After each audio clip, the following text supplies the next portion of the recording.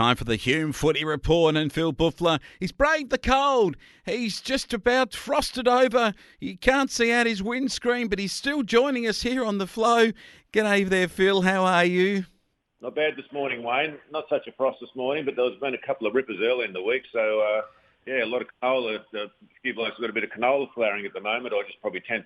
So I wouldn't want to be that canola, I don't think. No, I wouldn't. Tell you what, a bit of moisture coming through, which helps get that moisture back on the top of the soil that's been frosted out with all of that frost that we've had.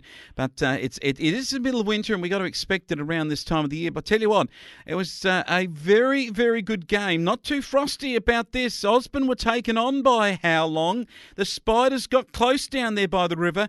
8:15.63. Osborne's 11:11.77. That's the closest anybody's got to Osborne. Played well, how long, really. So, they were sort of in it. They had a good third quarter. And, I think they kept Osborne to 5 points in the third quarter. So, they kicked 2 or 3 goals. So it was a close game. Probably a bit of injury news that came out of that game was George Alexander. So, initially he went down about halfway through the second quarter. So they thought he might have done his knee, but I actually rang George yesterday. And in a bit of good news, sort of good and bad. So he's actually got some sort of break in his leg, but he was half confident of being back again this year to play in finals. So if George came back, that'd be a big boost for Osborne. Well, it certainly would be. They were struggling up forward, really, with Bailey McAllister and Edward O'Connell, the only multiple goal scorers with a couple each. Unusual for Osborne. Hugh Smetzer was their best player. He's a gun. And Liam Hernan really got going too, along with Joel Mackey, the veteran, Bailey McAllister, Deck Galvin and Daniel O'Connell. Hamish Clark tried hard all day and was a very good player with Matthew Wilson's 3 goals for those Spiders. Having a look at this one, Henty 14:11.95 in the Battle of the Olympic Highway, beating Culcan 11:8.74 at Henty. I thought the Lions might just respond, but I think you picked Henty and you've got it right, and they're still battling away, aren't they, the Swampies? They're still in with a mathematical chance, Wayne. So, at the end of the day, I think they've got to win every game nearly, but, a big game this week for them against Lockhart, but that was a good win by Henty. They really needed to win that, and I just thought they might have been a bit strong at home, and they were. So well done to Henty. Colcan played well, but just Henty just got over the line. Yeah, that forward power with Tom Newton and Shannon Turlich, both with 4 goals, and Dylan Hoare feeding them, and with Heath Olin playing good footy was good for them. And Jindera, they were taken on by Holbrook. It was good early, but 14-13 to Holbrook, 9-8 to the Bulldogs, and they've got a few problems. Yeah, Holbrook showed a bit of class here, so that was away from home. That was a good win by Holbrook. They just sort of, led every quarter, played well. Ginger got off the flyer and, a couple of points in front at quarter time, but then Holbrook just mowed it on. So they played well, Holbrook, so they'll be up and about. Don't worry about them. And I think we mentioned last week that their coaches last year of coaching. I think I mentioned that last week. So anyway, he's going to start as a player, but so that was a very good win by Holbrook. Castle's got 4 for Jindera, but that wasn't enough. I'll tell you what, it was enough when you're kicking 28-32, 200. Mathematics, they got it perfectly right, the Lockhart boys. Murray Magpies 4-3, a big percentage boost, which has actually been important for Lockhart. It's very important. Pity, really, because you look at the 32 points is not great kicking, 28-32. I mean, if you had another 5 or 6 goals onto that, that would have been a huge percentage, because percentage might come into play. They've got a good percentage, Lockhart, anyway. So that was a bit of a lost opportunity there, possibly, with a bit of poor kicking, but they were just too strong, dominated. They did. Had 13 individual goal kickers too, 6 to Ryan Shaw, 4 to Harrison Brown and Tom Keogh, the coach, and 3 to Daniel Coates and Jake Phillips. It was a good effort from Ryan Shaw, Abraham Wooden, Tom Keogh, Charlie Madison. Peter Faulkner tried hard, and Luca Bramley for the boys out of the black and white. It was the Billabong Crows taking on Brock Burham. The reversal of the first game of the year when the Crow boys went down to the Brock Burham home deck and won it. This time, Brock Burham come to the Urana field and won it 10-8-68 to 6-10-46. Yeah, Urana, the Crows really needed to win this game to be still in contention, so that's pretty much done for them, I'd say now. Once again, that Motsy you put on them early on in the year, minus, has been unbelievable. Long never seen anything like it. So played well, the Brock Burham Saints. So, had a big last quarter, nearly doubled their score, but they were far too strong. So that's a good win, and it's really setting them up. They'll be a force in the finals. Oh, they certainly will be. My mail was that the Crows were okay early. They just couldn't score. And the old scoreboard pressure is the key to football, even in the country. Keith Talent, 4, and Jack Schillig, very good for the Brock Burham. And Billabong Crows had Joey Kenner, Logan Kerr and Jacob Negri, with Dylan Flanagan leading the way with 3 majors on the scoreboard. And CDHBU, this was an upset because Ramwell Bunry-Waller got them 10-15 to 7-9 at Corrine.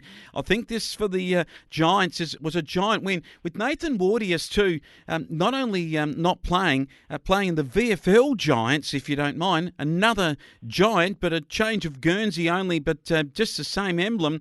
It was a great performance from Ramwell Bunry-Waller to win it without Wardius. Great effort. This is a danger game. So CDHBU, there's no ifs, buts or maybes. They should have won that game. One of the best forwards in the league, not playing on a home deck. Very disappointing. What's interesting about Nathan Wardius, I mean, that just goes to show that you don't have to be in one of these academies. I mean, you can stay and play, support your local club and still get, if you're good enough to get a game in AFL, you'll get a game. So, don't worry about all these academies.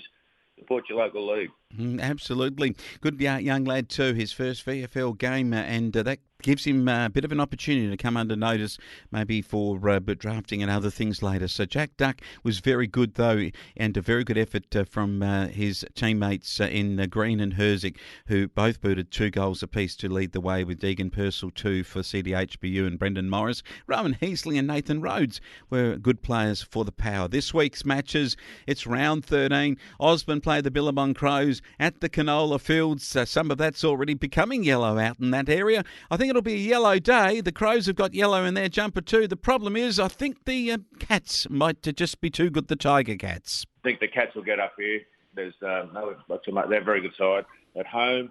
Been a bit of interesting coaching developments over the last couple of days, Wayne, with John Mackey not coaching Osborne next year. And I read into the paper last night, he's been appointed coach of Gindra for next year. Ooh. He's gone from Osborne to Gindra, so that'll be interesting. But no idea who the Osborne coach will be next year. But just that's getting off the track a little bit. Osborne will be far too strong.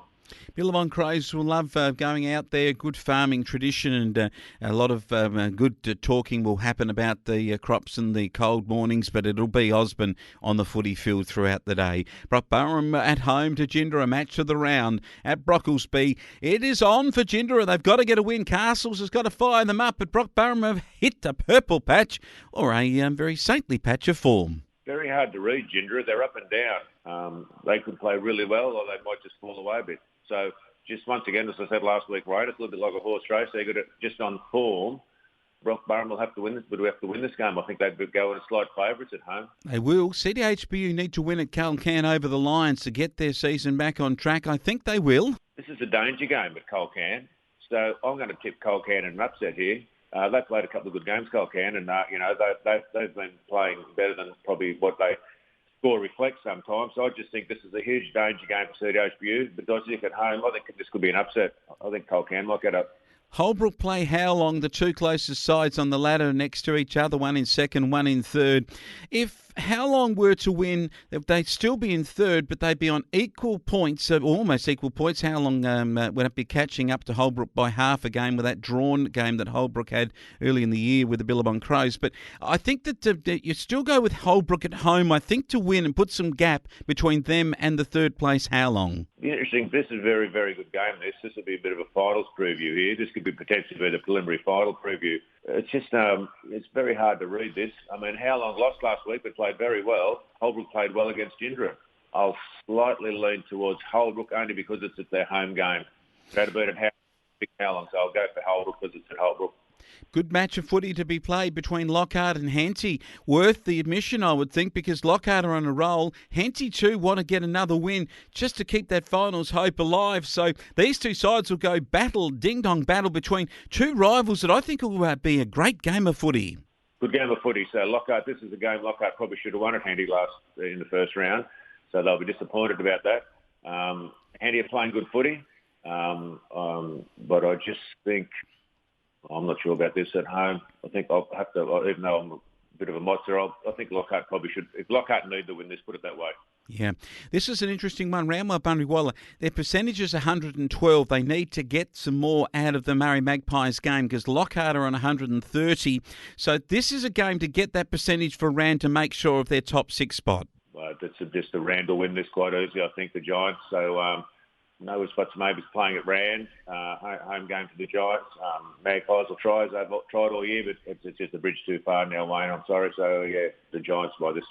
Oh, she's a big round of football as we get closer to the end of the season. After this round, we've just got 5 left, so 6 games. Still good open chance for a lot of these sides to get to finals when you go right through down to Henty, I think, still in a chance. The Crows, I think, virtually gone now. But this is a good season, and it's a frosty one. It's cool. It's cold.